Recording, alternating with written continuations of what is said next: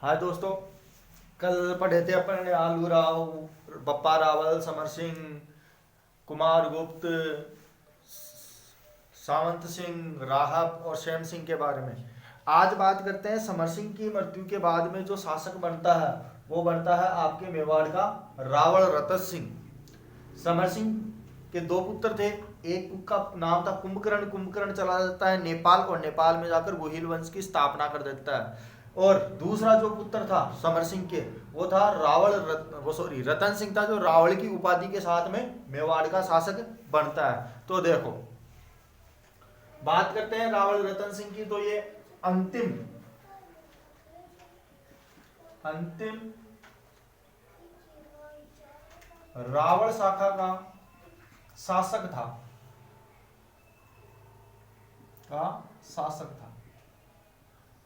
प्रथम रावण शाखा का जो शासक था वो था श्याम सिंह और अंतिम जो था वो था रतन सिंह। तो देखो, रतन सिंह 1302 में शासक बना मेवाड़ का। 1302 में शासक बना। जहां तक इसकी पत्नियों की बात है, पत्नियां थी इसके दो, जिसमें पहली थी नागमती और दूसरी थी पद्मनी। नागमती और दूसरी थी आपके पद्मनी। तो देखो, पद्मनी से इनका विवाह भी कुछ इस तरीके से हुआ है। कहते हैं कि जो रतन सिंह थी एक बार शिकार खेलने गए थे सिहलदीप के जंगलों में, तो वहां पे इनकी मुलाकात होती है पद्मनी से। तो पद्मनी को वहीं देखकर ये मोहित हो जाता है और इसे अपनी रानी बनाने के लिए इसके पिता गंधर्व सेन के पास में प्रस्ताव रखते हैं, जिसे प्रस्ताव को गंधर्व सेन मान भी लेता है। क्योंकि जो रावल रतन सिंह था वो मेवाड़ का शासक था, कोई एरा गेरा तो था नहीं। तो रावल रतन सिंह और पद्मनी का जो विवाह हुआ था वो गंधर्व सेन या श्रीलंका। तो देखो, ये पुत्री थी गंधर्वसेन की। ये पुत्री थी गंधर्वसेन की और गंधर्वसेन शासक था सिहल द्वीप का। सिहल द्वीप का। इसी सिहल द्वीप को वर्तमान में श्रीलंका कहा जाता है, ध्यान रखना।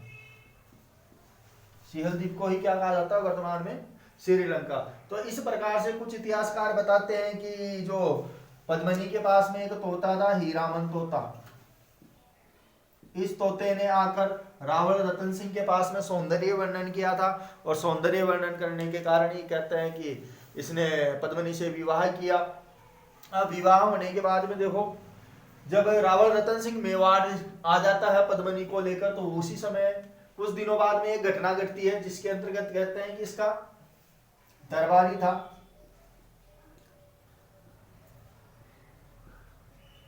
राघव चेतन।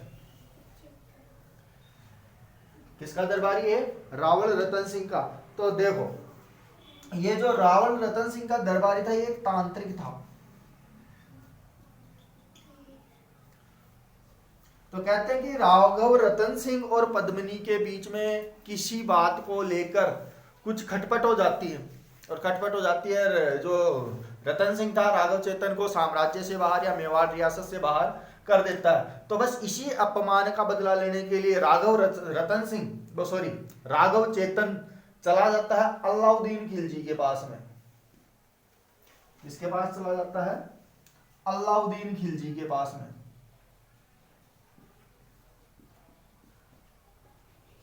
और अलाउद्दीन खिलजी के पास में इसलिए जाता है क्योंकि उस समय का जो सबसे बड़ा ताकतवर जो शासक माना जाता था हिंदुस्तान में, वो कौन था उस समय? दिल्ली की गद्दी पर बैठा अलाउद्दीन खिलजी। दिल्ली का शासक। तो दिल्ली का शासक उस समय जो सबसे ताकतवर था वो कौन था? अलाउद्दीन खिलजी। इसीलिए अपने अपमान का बदला लेने के लिए राघव चेतन अलाउद्दीन खिलजी की शरण में आ जाता है और शरण में आकर कहता है कि अलाउद्दीन खिलजी, तूने बहुत सी बेगमें बना रखी है, वो बना रखी है, पत्नियां हैं, लेकिन जो मेवाड़ की दूसरी रानी है पद्मनी, उसको तूने उसकी जैसी पहले कहीं नहीं देखी होगी। कि ये बात है कि हाँ, कि वो जब पानी पीती है तो उसके गले से दिखाई देता है। तो भाई अलाउद्दीन खिलजी जिज्ञासा होने लग गई कि भाई ऐसी कौन सी स्त्री आ गई, ऐसी कौन सी रानी आ गई जिसके आगे मेरी सभी रानियां क्या है, दो कौड़ी की भी नहीं है। तो देखो राघव चैतन्य ने ही अलाउद्दीन खिलजी के पास में आकर पद्मिनी का सौंदर्य वर्णन किया, और इसी सौंदर्य वर्णन के कारण कहते हैं कि अलाउद्दीन खिलजी पद्मिनी की पाने की चाह रखता है। अब चाह रखता है तो देखो घटना आगे क्या होती है।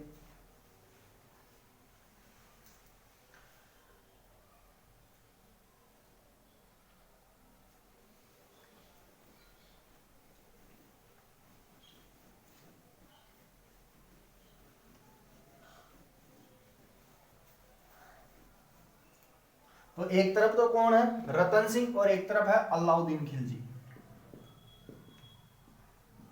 अलाउद्दीन जो दिल्ली का शासक है। तो अलाउद्दीन खिलजी 1303 ईस्वी में 1303 ईस्वी में आक्रमण करता है मेवाड़ पर। तो इस समय की भी कुछ छोटी मोटी घटनाएं हुई थी, जिसके अंतर्गत कहते हैं कि अलाउद्दीन खिलजी ने एक बार होली के दिन मिलने की जिज्ञासा प्रकट की है रतन सिंह से। तो रतन सिंह उसको मिलवाने के लिए बुला लेता है। तो बुला लेता है तो उसी समय कहते हैं कि अलाउद्दीन खिलजी की एक और शर्त थी कि मैं पद्मिनी को देख के ही चला जाऊंगा, आक्रमण नहीं करूंगा।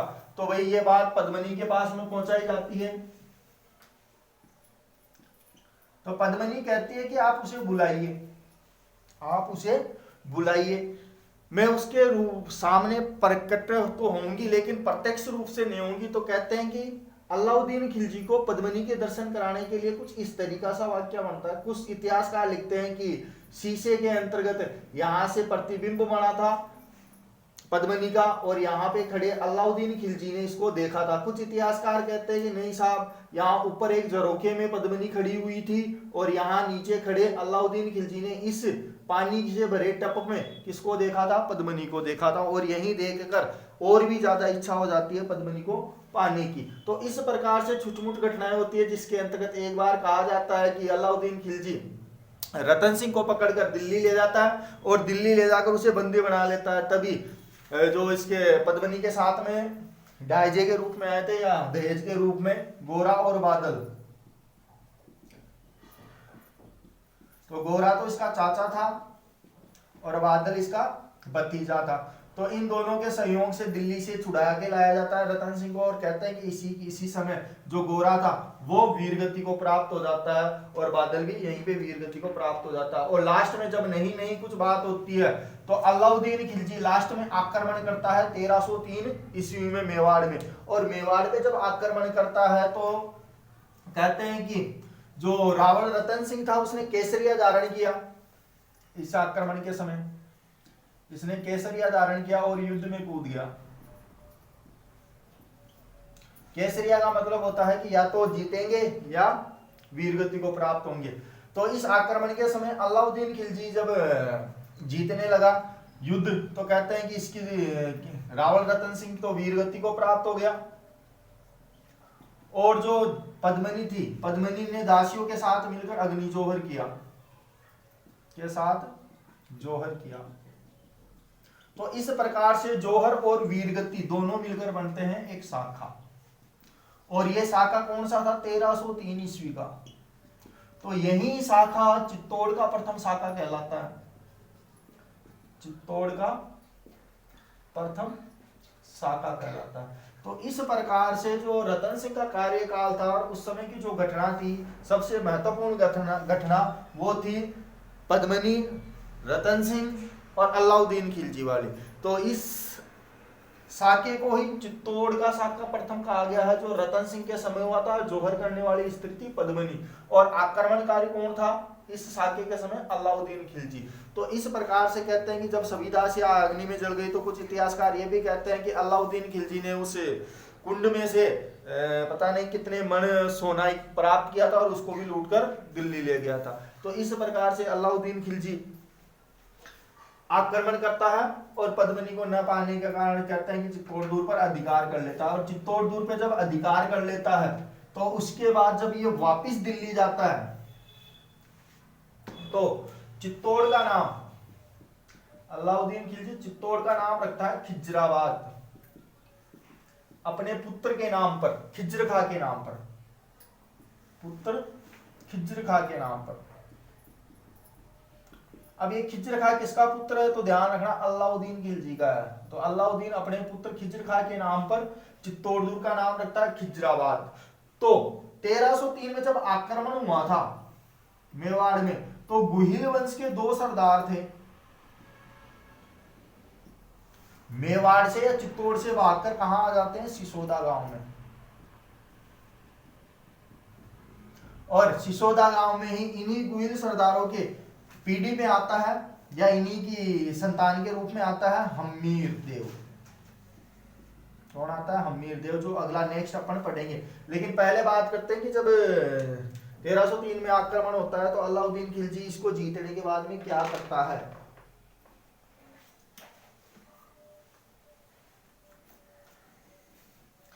अब यहां से खिज्र खां किसी लड़की या किसी राजकुमारी के प्रेम में पड़ जाता है, तो यहां से ये खिज्र खां तो चला जाता है दिल्ली।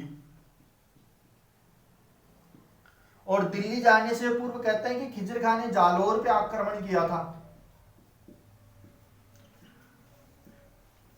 दिल्ली जाने से पहले इसने जालोर पे आक्रमण किया था, और जालोर का उस समय जो शासक था वो था मालदेव सोनगरा।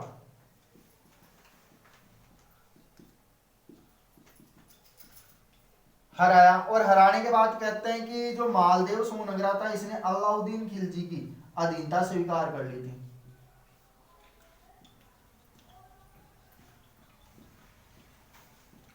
अब अलाउद्दीन खिलजी की अधीनता स्वीकार कर ली खिज्र खां के आक्रमण के समय। तो कहते हैं कि जब खिज्र खां दिल्ली जा रहा था तो इसी सोनगरा को चित्तौड़ का किलेदार नियुक्त कर दिया था, चित्तौड़ का किलेदार नियुक्त किया। अब किलेदार नियुक्त हो गया तो सारा किले का राजपाट किसके पास में आ गया, जालोर के मालदेव सोनगरा के पास में। और इधर से ये खिज्र खां दिल्ली चला जाता है और अपने पिता के विरुद्ध विद्रोह कर देता है, क्योंकि जिस लड़की से ये शादी करना चाहता था उसके पक्ष में अलाउद्दीन खिलजी नहीं था। तो इस प्रकार से इस सोनगरा का भी वंश चलता है यहां पे।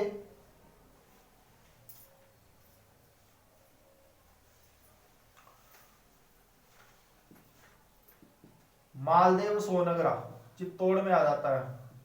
तो देखो इसी मालदेव सोनगरा ने उदयपुर में मूछला महादेव का मंदिर बनवाया था, ध्यान रखना। और ये मालदेव मूछों के कारण प्रसिद्ध भी रहा है, मूछों के कारण प्रसिद्ध भी रहा, इसीलिए मूछला मालदेव के नाम से कौन प्रसिद्ध हुआ, मालदेव सोनगरा जो जालोर का था। इसी का पुत्र था बनवीर सोनगरा, इसी का पुत्र था बनवीर सोनगरा।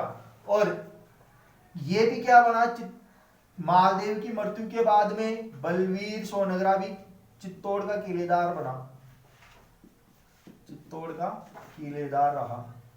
अब किलेदार रहा तो आपको पता होगा कि 1303 में मैंने इससे पहले बताया था कि जब अलाउद्दीन खिलजी आक्रमण करता है तो 2 गुहिल सरदारों को सिसोदा गांव भेज दिया जाता है। और सिसोदा गांव के अंतर्गत जो 2 सरदार थे उन्हीं के एक पुत्र होता है जिसका नाम था हम्मीर। तो हम्मीर फिर बाद में बनवीर सोनगरा को मारकर चित्तौड़ को पुनः प्राप्त करता है, इस चीज का ध्यान रखना। तो देखो जो 1303 की जितनी भी घटनाएं थी इन सभी का वर्णन 1540 ईस्वी में मलिक मोहम्मद जायसी ने ग्रंथ है पद्मावत उसमें किया है। और एक अलाउद्दीन खिलजी का दरबारी कवि था अमीर खुसरो, और अमीर खुसरो का भी एक ग्रंथ था जिसका नाम था खजाइन उल फुतुह, खजाइन उल फतुह। और इन दोनों के अंतर्गत ही जो 1303 का आक्रमण हुआ था चित्तौड़ पर, और इसमें युद्ध लड़ा गया था रावल रतन सिंह और अलाउद्दीन खिलजी के मध्य। इनका उल्लेख मिलता है दो ग्रंथों में। 1540 में मलिक मोहम्मद जायसी ने लिखा था, और मलिक मोहम्मद जायसी के ग्रंथ पे ही शायद जहां तक मेरे को पता है संजय लीला बंसाली ने पद्मावत नामक मूवी बनाई थी। और अमीर खुसरो का ग्रंथ था फारसी भाषा में खजाइन उन फुतुह, और इसके अंदर भी उल्लेख इस घटना का अपने को मिलता है। तो यहां से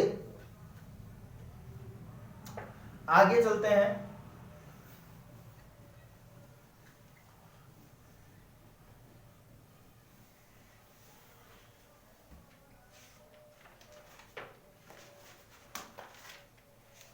और आगे चलते हैं तो दो गोहिल सरदारों का पुत्र आता है हम्मीर, राणा हम्मीर। तो देखो हम राणा शाखा बाद में ये क्या करता है, राणा शाखा को सिसोदिया वंश में कन्वर्ट करता है। और जो रावल शाखा का अंतिम शासक था वो कौन था, रावल रतन सिंह, और प्रथम क्षेम सिंह था। और राणा शाखा का प्रथम शासक था कौन था, राहब। और अंतिम जो जहां तक चलेगा वो कौन सा आएंगे, राणा वंश के आएंगे। अब तो अंतिम जो 1303 तक था वो कौन सा था, रावल वंश। अब 1303 के बाद के जो आएगा वो आएगा राणा। जो राणा बाद में क्या कहलाएंगे, अमीरी क्या कर देगा उसको, सिसोदा गांव के नाम पर सिसोदिया वंश कर देगा। तो देखो राणा अमीर के बारे में, इसने चित्तौड़ को वापस प्राप्त करने के लिए सिसोदा गांव से, चित्तौड़ को वापस प्राप्त करने के लिए सिसोदा से संघर्ष आरंभ किया। अब सिसोदा गांव से इसने आरंभ किया संघर्ष चित्तौड़ को पुनः पाने के लिए। तो राणा से ही ये शाखा क्या बना दी इसने, सिसोदिया वंश। यहीं से क्या नाम पड़ जाता है, सिसोदिया वंश, या गोहिल वंश का नाम चेंज हो जाता है सिसोदिया वंश। तो सिसोदिया वंश की स्थापना करने वाला भी कौन माना जाता है, हम्मीर। और राणा शाखा की राहब। इसके अलावा कहते हैं कि इसका जो कार्यकाल था, कार्यकाल छोड़ा, सिसोदिया वंश का संस्थापक भी यही है। इसके अलावा इसे उपाधि दी गई है,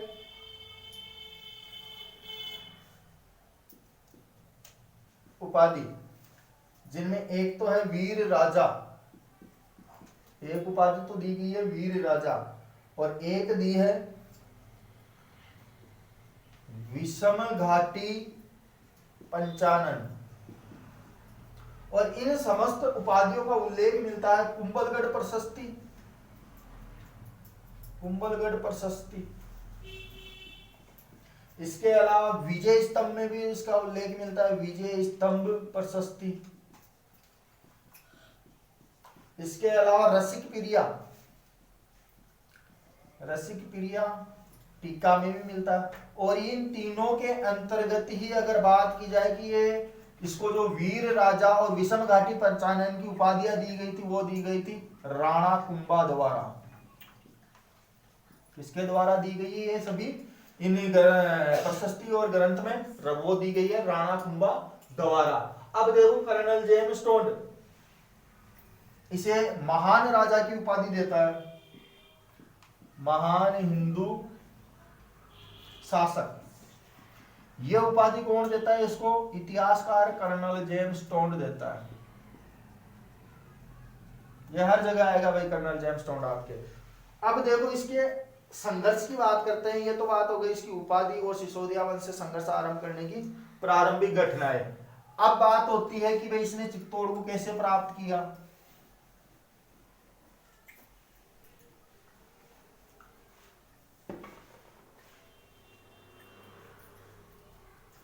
इसी को मेवाड़ का उद्धारक भी कहा गया है, मेवाड़ का उद्धारक। इसके अलावा 1326 में ईस्वी में बनवीर जो कि सोनगरा वंश का था, सोनगरा को परास्त कर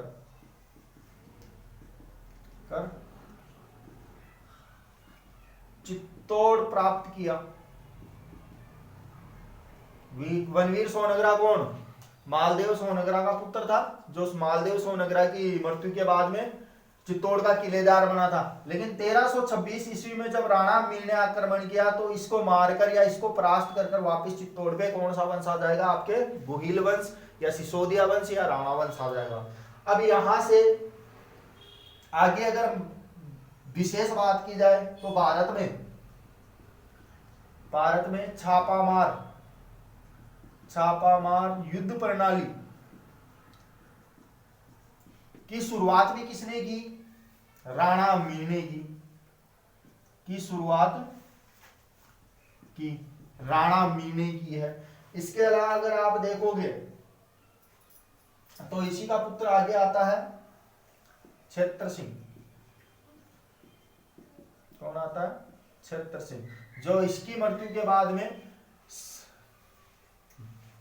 मेवाड़ का शासक बनता है। तो ध्यान रखना कि अलाउद्दीन खिलजी के समय जब 1303 में आक्रमण हुआ था तो उस समय दो गुहिल सरदार थे, जिनमें कहते हैं कि एक का नाम था अरी सिंह, और अरी सिंह का पुत्र माना जाता है राणा हमीर को। तो जब वहां पे पूरा जब सब कुछ हो गया था कि मतलब कि अलाउद्दीन खिलजी का अधिकार हो गया था मेवाड़ चित्तौड़ पे, तो जब वो दिल्ली चला जाता है तो अपने पुत्र खिज्र खां को चित्तौड़ की जिम्मेदारी संभाला देता है। और संभालने के साथ में ही कहते हैं कि जब खिज्र खां जालोर पे आक्रमण करता है तो जालोर का उस समय शासक था मालदेव सोनगरा, और मालदेव सोनगरा अलाउद्दीन खिलजी की अधीनता स्वीकार कर लेता आक्रमण के समय। अब यहाँ से खिज्र खां को किसी लड़की से प्रेम हो जाता है तो वो चला जाता है दिल्ली अपने बाप के पास में ब्याह शादी की बात करने के लिए। लेकिन इधर से जब खिज्र खां दिल्ली चला जाता है और इधर राणा किलेदार किसको नियुक्त कर जाता है? मालदेव सोनगरा को। और मालदेव सोनगरा जब किलेदार रहता है तो उदयपुर में मूछला महादेव का मंदिर बनवाता है। ध्यान रखना, मूछला महादेव का मंदिर कहाँ है? उदयपुर में। और इसका निर्माण किसने करवाया था? मालदेव सोनगरा ने। और मालदेव सोनगरा की मृत्यु के बाद में किलेदार नियुक्त होता है मालदेव सोनगरा का पुत्र बनवीर सोनगरा। अब बनवीर सोनगरा जब किलेदार रहता है तो राणा अमीर पहले से संघर्ष कर रहा था, तो 1326 ईस्वी में राणा अमीर आक्रमण करता है चित्तौड़ पे और बनवीर की हत्या या मारकर या परास्त कर 1326 में चित्तौड़ को वापस प्राप्त कर लेता है। तो कहते हैं कि भारत में सर्वप्रथम जो छापामार युद्ध प्रणाली अपनाई थी वो राणा अमीर द्वारा ही अपनाई गई थी। और इसकी मृत्यु के बाद में जो मेवाड़ का या चित्तौड़ का जो शासक बनता है वो बनता है आपके क्षेत्र सिंह। तो देखो क्षेत्र सिंह के बारे में भी चर्चा करते हैं।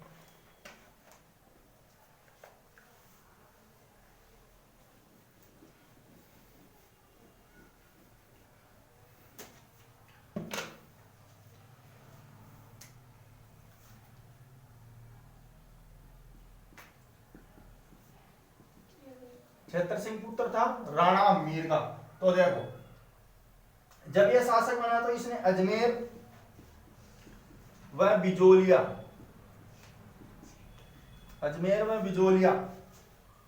को मेवाड़ में मिलाया। मतलब कि जो अजमेर था और बिजोलिया का जो भीलवाड़ा का क्षेत्र था उसे मेवाड़ रियासत का भाग बना लिया। इसके बाद में हाड़ौती को जीता।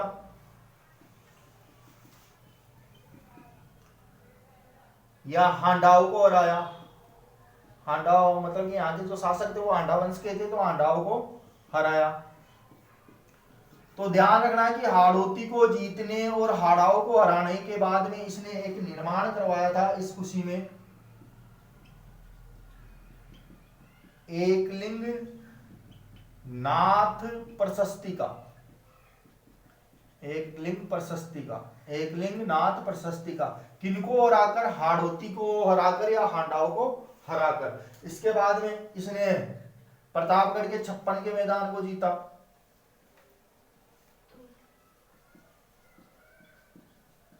यह पड़ता है वर्तमान में प्रतापगढ़ में। तो इस प्रकार से अजमेर जीता इसने, बिजोलिया जीता, हाड़ौती जीता और 56 के मैदान को भी जीत लेता है। इसके बाद में कहते हैं कि मालवा को जीतकर यहां के शासक दिलावर खान की हत्या कर देता है। दिलावर खान को मौत के घाट उतार देता है। अब इसको मौत के घाट उतारने के कारण कहते हैं कि मेवाड़ मालवा संघर्ष चालू हो जाता है। तो ध्यान रखना कि मालवा जीतने के बाद में जब दिलावर खां की, ये जो कि मालवा का शासक था, इसको मारने के बाद में ही मालवा और मेवाड़ संघर्ष आरंभ होता है। किस घटना के बाद? जब दिलावर खान की हत्या कर दी जाती है। तो देखो इसी क्षेत्र सिंह की दासी थी खातिन, और इस खातिन के पुत्र थे दो, चाचा और मेरा। इसी खातिन के दो पुत्र थे, चाचा और मेरा।